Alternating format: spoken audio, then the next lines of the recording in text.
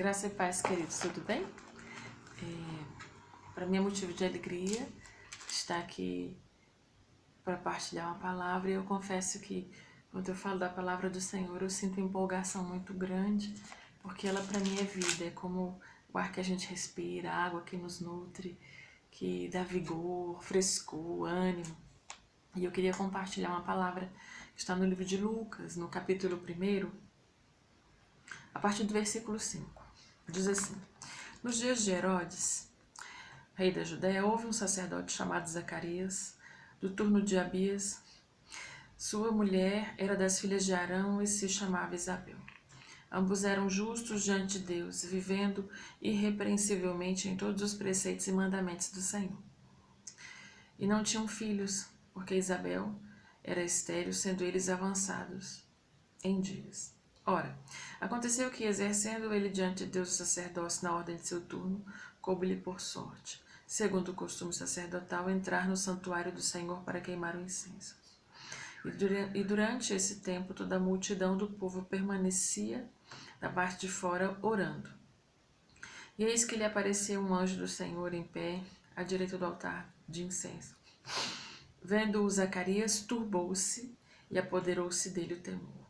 Disse-lhe, porém, o anjo: Zacarias, não temas, porque a tua oração foi ouvida. Isabel, tua mulher, te dará à luz um filho, a quem darás o nome de João.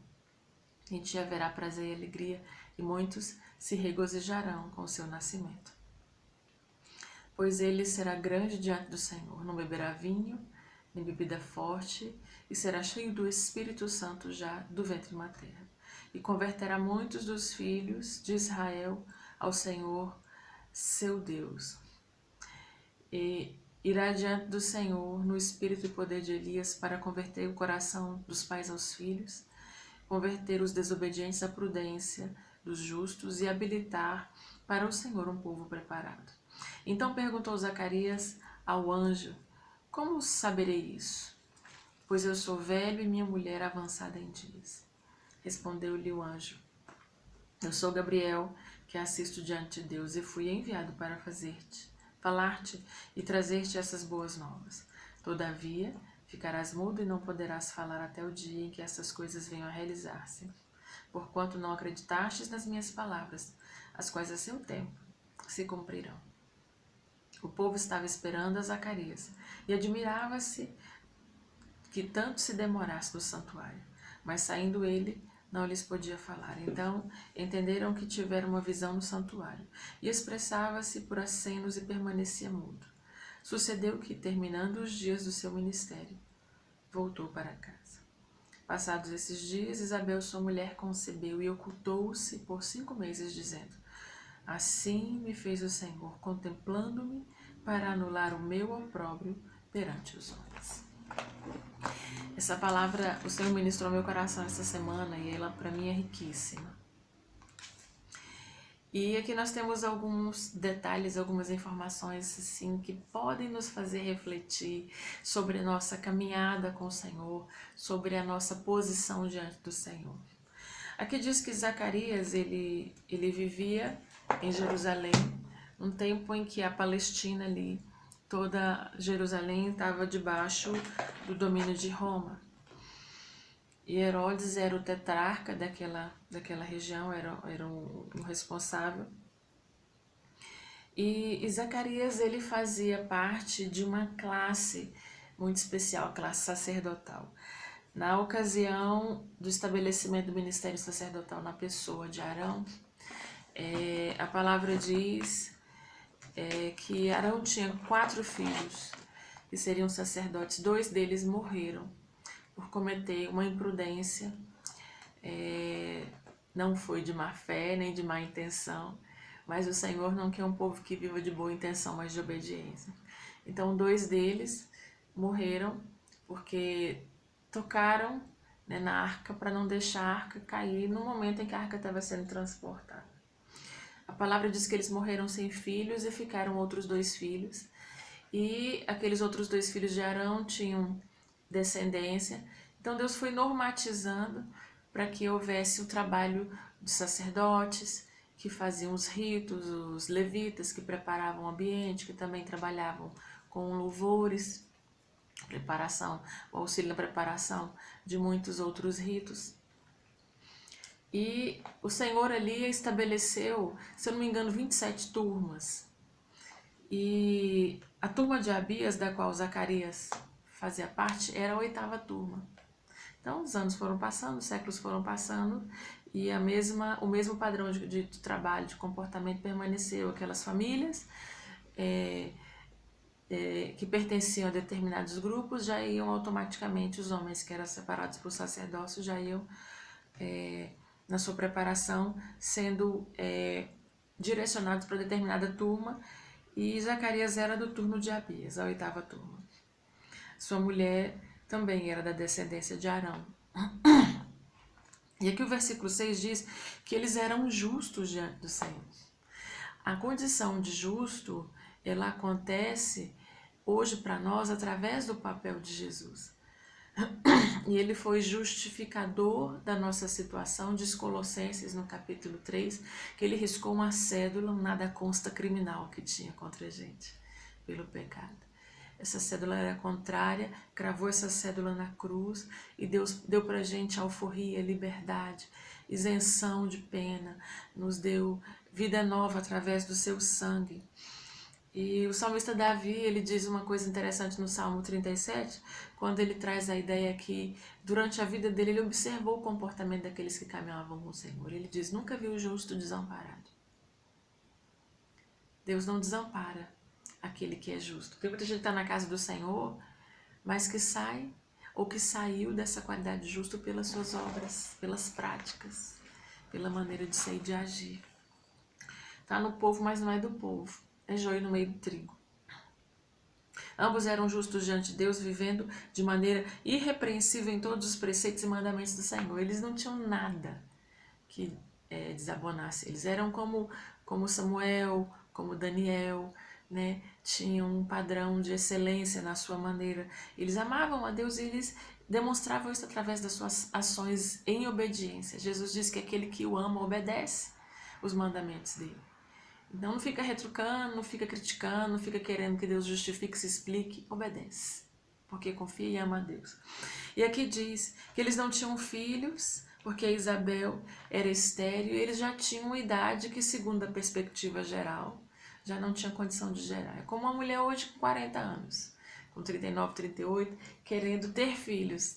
Aí vai no médico e vai falar assim, olha, não tá bom, seus óvulos podem não estar tão mais jovens, não estão mais muito bons, não tem uma qualidade boa, né, o hormônio. Então, às vezes a gente olha por essa perspectiva, que não é errada, é um padrão, mas Deus não vê nessa perspectiva. E diz o texto que havia essas turmas, elas tinham datas, períodos, né, que eles exerciam de tempos em tempos. Eles vinham ao templo, faziam as purificações, os sacerdotes todos neles mesmos, para poder servir, fazer as ministrações ali. Então, para trocar os pães da mesa dos pães, para poder acender o candelabro, para poder trazer o incenso. Então, eles tinham funções. E Zacarias estava incumbido naquele momento, segundo o costume, para queimar incenso. Então ele fazia a preparação, quando era a escala dele ele ia e fazia a função dele com todo temor e tremor.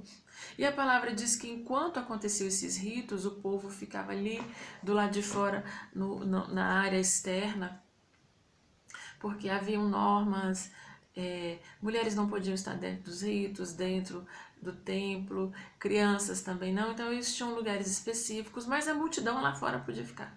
E diz a palavra que eles estavam ali aguardando o término desse rito e o povo todo estava orando, em sintonia, todo mundo numa mesma unidade de fé e de comportamento. E é interessante porque eu me lembro a palavra diz que a gente tem que ser todo mundo de um mesmo parecer, falar a mesma língua, não é? Porque casa dividida não prospera. Eles estavam em unidade orando. E enquanto eles estavam orando lá fora, Zacarias fazendo seu papel, a palavra diz que vendo Zacarias, diz que quando ele estava lá, apareceu o anjo do Senhor. Ele levou um susto, imagina, estava queimando incenso, sozinho, podia estar sozinho ali, de repente ele se assusta com alguém. E quando ele vê uma figura que não é comum, né? Diferente do imaginário popular, do anjo loiro, do olho azul, com asas compridas, poderia ser uma figura, uma pessoa comum, mas que não poderia estar ali, que não entrou, né? Apareceu. E Zacarias, quando viu, se assustou, foi tomado de temor, turbou o coração, ficou se indagando, o que significa isso?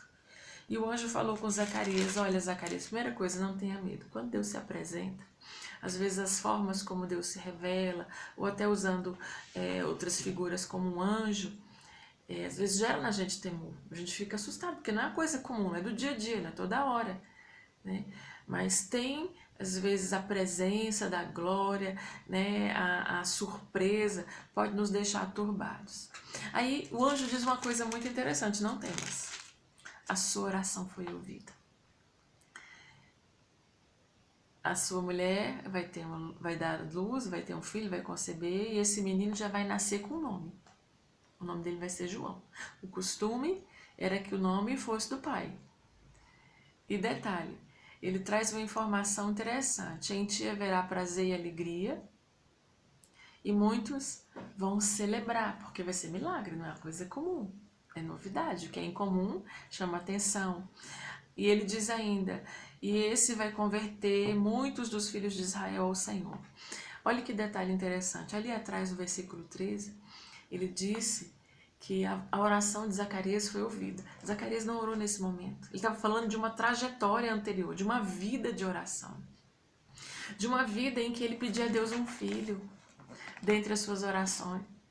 E pode ser que ele até deixou de orar, pode ser que ele desencantou, desiludiu. Mas a palavra diz que oração é como uma oferta de incenso diante do Senhor. O Senhor coloca também no seu odre, não se esquece. Não fica perdido no ar, na atmosfera, no mundo das ideias, mas está no memorial do Senhor. E ele diz, olha, ele vai adiante do Senhor, no espírito e poder de Elias. Ele estava falando aqui do próprio Jesus. E é interessante, porque ele diz que ele ia abrindo o caminho. Eu já trouxe essa ilustração para a igreja porque para mim ela é muito significativa. Às vezes a gente assiste um programa, né, Globo Repórter, National Geographic, e fala de mato, de mata virgem, de pessoas que fazem expedições nesse ambiente. Às vezes tem alguém que vai à frente, né? Eu tenho a memória do meu avô, que ele tinha um facão grande em casa, e ele usava muitas vezes para descascar cana, para mexer com alguma coisa do mato, né, de plantas, tudo. Então, você tem a ideia de uma pessoa com um facão que vai na frente, abrindo o caminho, né, aquela mata densa, tirando galha de árvore, tirando folha, até bicho, jogando longe, cobra e tal. E é aquela pessoa que vai abrindo o caminho, que ele diz, ele vai diante do Senhor, fazendo sinais, vai ser um precursor, as pessoas vão saber que a partir dele alguma coisa vai acontecer. Então, a palavra diz mais adiante que João Batista ia testemunhando o próprio Cristo. E diz que ele iria converter o coração dos pais aos filhos, converter os desobedientes à prudência, os justos, dos justos, e habilitar para o Senhor um povo. Ele ia falando coisas que ia mexer com a mente das pessoas, com o coração das pessoas. Ele ia trazendo uma percepção muito profunda. E ele diz a sua palavra, no finalzinho do livro de Malaquias, lá no capítulo 4, uma profecia que também estava vinculada a essa revelação que o anjo trouxe para Zacarias. Ele diz, aqui no capítulo 4, quando o Senhor falava do sol da justiça e o seu precursor, coisa interessante. Ele diz, pois eis que vem o dia e arde como fornalha, todos os soberbos e todos os que cometem perversidade serão como restolho. O dia que vem os abrasará, diz o Senhor dos Exércitos, de sorte que não lhes deixará nem raiz nem ramo. Mas para vós outros que temeis o nome do Senhor, nascerá o sol da justiça, trazendo salvação nas suas asas. Saireis e saltareis como bezerros soltos da estrebaria. Pisarei os perversos, porque se farão cinzas debaixo das plantas dos vossos pés. Naquele dia que prepararei, diz o Senhor dos Exércitos, lembrai-vos da lei de Moisés, meu servo, a qual lhes prescrevi em Horebe para todo Israel, a saber, estatutos e juízos. Eis que vos enviarei o profeta Elias antes que venha o grande e terrível dia do Senhor. Ele converterá o coração dos pais aos filhos e o coração dos filhos a seus pais, para que eu não venha e fira a terra com maldição. Aqui o Senhor usa o profeta Malaquias antes dele estabelecer um silêncio de mais de 400 anos, para falar profeticamente a respeito do resgate, da restauração, da transformação. E ele traz a ideia de Israel, traz a ideia da igreja futura, mas aqui ele diz sobre as profecias, ele dá um panorama daquilo que aconteceria. E fala o sol da justiça, que é Jesus, e o seu precursor, que era João Batista. E ele diz, versículo 5, eis que eu vos enviarei o profeta Elias. Você viu que o anjo do Senhor falou isso para Zacarias? E ele diz, antes que venha um grande e terrível dia. Ele falava sobre a manifestação de Jesus, sobre a sua morte, sobre o que viria a partir dali. E ele diz, ele converterá o coração dos pais aos filhos e o coração dos filhos a seus pais, para que não venha e fira a terra com maldição. Então, quando ele traz aqui a ideia de exposição, de expor soberbos, ele traz uma ideia precursora, né, da dureza do coração dos fariseus, da relação de Herodes com Herodia e de comportamentos que seriam repetidos durante a raça humana, as pessoas se ensoberbecendo, o amor esfriando, a dureza de coração se estabelecendo. Então, quando o Senhor se pronuncia através do anjo para Zacarias, ele diz, seu filho não é um filho qualquer. Sua oração não ficou perdida esses anos todos. Sua espera não foi vã. A palavra diz que a nossa esperança não vai se perder, não vai ser malograda. E ele dá esse exemplo aqui na vida de Zacarias. E ele diz, olha, ele vai fazer uma trajetória que vai abalar. Ele vai na autoridade, na ousadia de Elias. Vai ser uma pessoa incomum. Elias era incomum. Ele não se enquadrava, era um homem que andava só, mas ele era incomum nas suas ações, nas suas palavras. Você vê João Batista quando cresce, se veste com pele de animais, come gafanhotos e mel silvestre. Não porque ele era louco, mas era um estilo que Deus estabeleceu, era uma dieta com um propósito, era um estilo de vida com um propósito. Quando a palavra diz Deuteronômio capítulo 8, o Senhor dizendo ao povo lá, quando estava para entrar na terra prometida, e fala para a gente como também João Batista viveu isso, e fala para nós hoje, o homem não vive só de pão, da satisfação das suas necessidades, mas de toda a palavra que vem da boca do Senhor. Então, a gente precisa de comida para se manter vivo, claro, para as funções orgânicas estarem em ordem, nutrientes, sais minerais, vitaminas, gorduras, tudo. Mas a gente precisa de uma nutrição dentro da alma, para nos fazer permanecer firmes, resilientes. Ele diz que Zacarias, quando ele indaga o anjo, ele não ofende o anjo, ele fala assim, mas como é que isso vai ser? Como é que eu vou saber isso? Que prova que eu vou ter? Já não era bastante o anjo está falando? Já não era suficiente Deus esclarecer, Deus trazer uma palavra, surpreender um homem? Ele não viu o anjo entrando por uma porta, ele apareceu na sua frente. Deus falar com detalhes. Queridos, quando a Bíblia fala que é o que muito é dado, muito é cobrado, é verdade. Lá atrás diz que Moisés, ele foi instrumento de Deus para fazer uma das obras mais extraordinárias. Milagres eram frequentes na vida daquele homem. Foram 40 anos aquele povo andando com aquele homem, vendo coisas sobrenaturais acontecendo. Aquele homem tinha linha com o Senhor, uma sintonia profundíssima. E o texto sagrado diz, querido, que houve um momento em que o irmão Arão e a irmã Miriam, sabe, picuinha de irmão de família, briga por poder, para chamar a atenção de Deus. Eles vêm com uma reclamação assim infundada. Moisés era o mais novo. E a palavra diz que o Senhor se apresenta para eles e fala assim, ei, presta atenção, deixa eu te contar uma coisa. Com os homens comuns eu falo através de sonhos, de visões. Eu me pronuncio do jeito que eu quero. Mas normalmente é assim. Mas com Moisés não. eu falo com ele face a face. Então, ele andava como Zacarias, né? Numa vida reta, íntegra com Deus. Então, quando Deus dá mais, ele confia maiores poderes, maiores experiências, as responsabilidades vêm. E o grau de refinamento aumenta. O grau de exigência, o padrão de exigência aumenta. Então, Deus não vai tolerar muitas coisas, porque esse tipo de gente tem que ser maduro, tem que estar maduro. O Senhor não vai, muitas vezes, aceitar alguns comportamentos infantis. Pastor, isso é um absurdo. Não.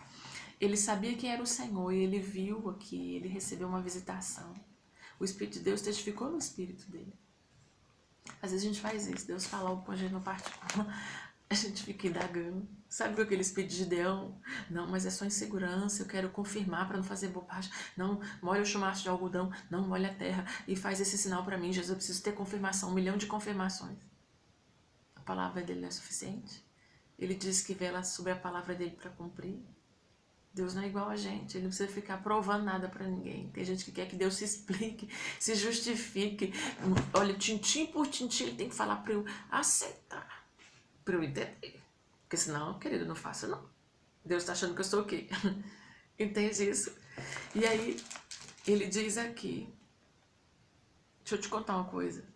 Eu não sou um anjo qualquer, eu sou aquele que Deus envia para dar informações extraordinárias, mensagens específicas. E eu estou diante do Senhor. Eu assisto, Deus manda, eu vou. E eu fui enviado aqui para te trazer essa notícia de esperança, de novidade.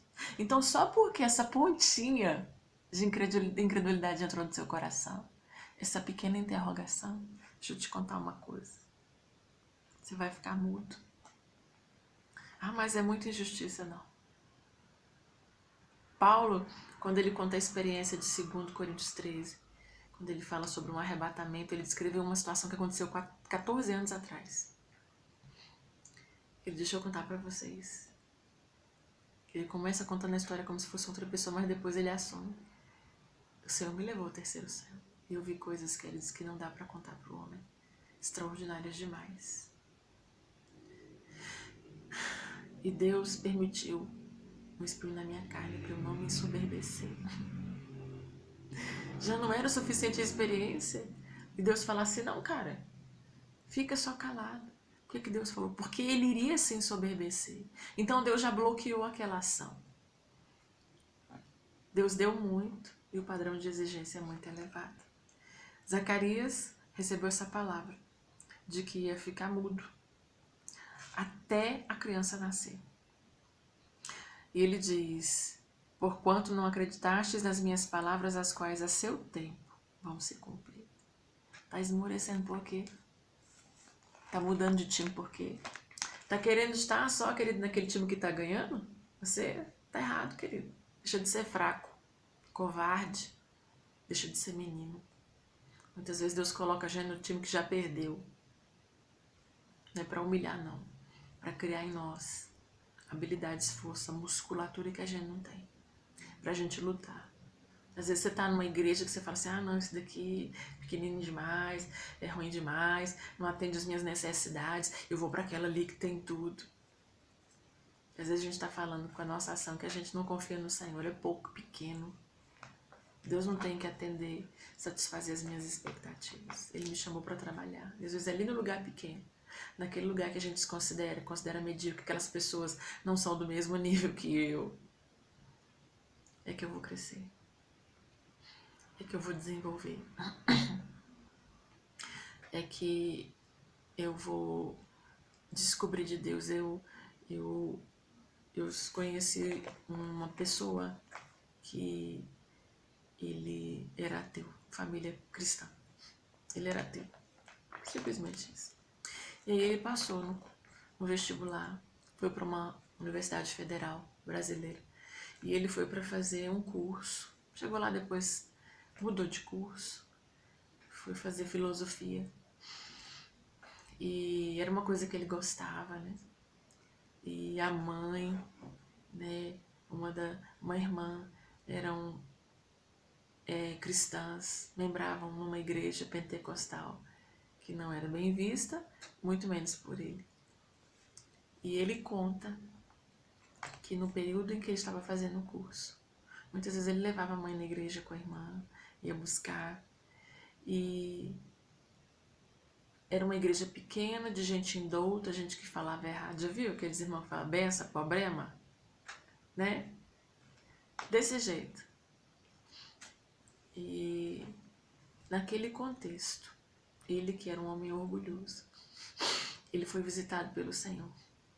Deus o surpreendeu, desarmou sua mente, tirou dele todas as perspectivas e expectativas que ele tinha, um homem culto, um homem douto, um homem fluente em línguas, um homem que desprezava, né, pessoas que não falavam bem, pessoas que não se expressavam bem. Aí o Senhor o alcança e ele congregou nessa igreja durante muito tempo, no meio dessa gente. Ele que tinha muitos títulos, muita vivência, ele foi sendo ensinado por quem não tinha título nenhum, mas tinha o Espírito de Deus. Então Deus faz coisas que são extraordinariamente grandes. Ele, Zacarias, ia ver cumprir a palavra. Assim como aquele homem, ele viu cumprir a palavra de Deus. Quando no testemunho dele ele conta que ele entendeu o que Jesus falou no livro de Mateus: eu te dou graça, Senhor, porque o Senhor revelou essas palavras, essas informações extraordinárias de boas novas de vida, não para quem era sábio e entendido aos seus próprios olhos, muitas vezes soberbo pelo conhecimento que detinha, mas para quem tinha percepção e sensibilidade, para quem tinha os seus sentidos aguçados e cujo coração não era duro. Zacarias, ele recebeu uma sentença dura, mas porque ele não acreditou e ele ia ficar mudo, calado. Gente, como é difícil ficar sem se expressar, ficar sem poder falar, ficar sem poder dizer o que pensa, o que acha, o que sente. E Deus trouxe aquela mudez também, quem sabe, para uma reflexão, de modo que as pessoas não entendiam a demora, era um rito rápido, simples. E Zacarias estava ali envolvido naquela atmosfera, naquela situação que Deus criou, para responder orações que haviam sido feitas durante toda a sua vida. Nenhuma oração cai por terra. Deus avalia, até aquelas que são tolas, ele ouve.